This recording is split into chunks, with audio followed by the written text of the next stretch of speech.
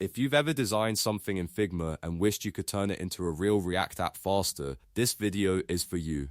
In today's tutorial, I'm going to show you how to convert Figma to React JS step by step using a plugin-based workflow that can save you a huge amount of development time. We'll go from a clean Figma file to generated code, and then I'll show you how to paste it into your React project the right way. If this video helps you out, make sure to hit the like button and subscribe for more web design and development tutorials. Let's get into it. The first step is to prepare your Figma file.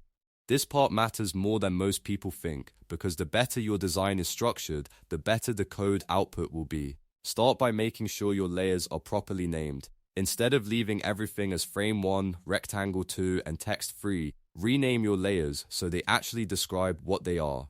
For example, use names like header, hero section, button, or product card. Clean naming helps both you and the converter understand the design structure. Next, use auto layout wherever possible. Auto layout is one of the best ways to make your design responsive and easier to translate into React components. If your buttons, cards, navigation bars, or content sections are built with auto layout, the generated code is usually much cleaner and more consistent. It also gives the plugin a better chance of converting your design into reusable components instead of messy static elements. So before you generate anything, take a few minutes to organize the file properly.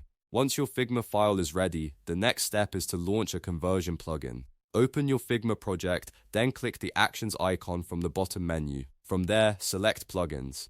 In the plugin search bar, look for a converter such as Visual Copilot by Builder.io or Figroot. These tools are designed to help turn Figma designs into code that can be used in a React workflow. Choose the plugin you want, then install or open it depending on whether you already have it available. After the plugin opens, select the frame or component that you want to convert. This could be a full-page section, a hero banner, a card layout, or even a specific reusable UI block. Once your selection is made, the code generation process will begin automatically. Depending on the plugin and the complexity of the design, it may take a few moments to analyze the layout and produce the corresponding React code. When the code is ready, review the output carefully. Most of these tools do a great job with layout structure, spacing, and component hierarchy, but you should still treat the result as a starting point rather than a perfect final build. Check for things like proper class names, missing assets, responsiveness, and whether the generated JSX matches your project's style. If something looks off, that's normal. You can refine it after pasting it into your editor. Now it's time to paste the code into your local React project. Copy the generated code to your clipboard, then open your React app in your code editor. A common place to paste it is inside a file like app.jsx or inside a separate component file if you want to keep your code organized. If the generated code includes images, icons, or extra assets, make sure those files are added to your project as well and that the import paths are correct. After pasting the code, run your app and see how it looks in the browser. This is the part where you compare the generated version with your original Figma design.